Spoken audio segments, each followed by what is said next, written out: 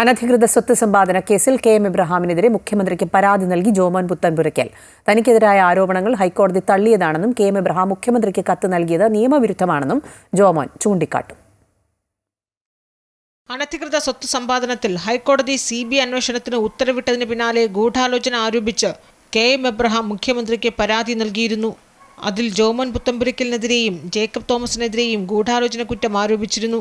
ഇതിനെതിരെയാണ് ജോമോൻ മുഖ്യമന്ത്രിക്ക് പരാതി നൽകിയിരിക്കുന്നത്. കെ.എം. എബ്രഹാം മുഖ്യമന്ത്രിക്ക് കത്ത് നൽകിയത് നിയമവിരുദ്ധ നടപടിയാണെന്നും തനിക്കെതിരായ ആരോപണങ്ങൾ ഹൈക്കോടതി തള്ളിയതാണെന്നും ജോമോൻ പരാതിയിൽ പറയുന്നു. വിജിലൻസ് കോടതിയെ സമീപിച്ചതിന് കെ.എം. എബ്രഹാമിന് തന്നോട് വ്യക്തിവൈരാഗ്യമുണ്ടെന്നും PWD റെസ്റ്റ് ഹൗസ് ദുരുപയോഗം ചെയ്തുവെന്ന അന്വേഷണം അതിന്റെ തുടർച്ചയായി ഉണ്ടായതാണെന്നും ജോമോൻ പറയുന്നു. ധനകാര്യ പരിശോധനാ റിപ്പോർട്ട് നിയമസഭാ പെറ്റീഷൻ കമ്മിറ്റി അന്ന് തള്ളിയതാണെന്നും ജോമോൻ ചൂണ്ടിക്കാട്ടി. ജോമോൻ ഗൂഢാലോചന നടത്തിയതിന്റെ തെളിവായി ചില ഫോൺ രേഖകൾ കെ.എം. എബ്രഹാം കാട്ടിയിരുന്നു. എന്നാൽ ഇക്കാര്യം തള്ളിയ ജോമോൻ അഴിമതി പുറത്തു കൊണ്ടുവരാൻ വ്യക്തികളുമായി സംസാരിക്കുന്നത് ഗൂഢാലോചന അല്ല എന്നും പറയുന്നു. കെ.എം. എബ്രഹാം നൽകിയ പരാതി അന്വേഷിക്കേണ്ടതുണ്ടെന്ന് മുഖ്യമന്ത്രി കഴിഞ്ഞ ദിവസം വ്യക്തമാക്കിയിരുന്നു. ഇതിന് പിന്നാലെയാണ് കെ.എം. എബ്രഹാമിന്റെ കത്ത് നിയമവിരുദ്ധമാണെന്ന് ചൂണ്ടിക്കാട്ടി ജോമോൻ പരാതി നൽകുന്നത്. അമൃത ന്യൂസ്, തിരുവനന്തപുരം.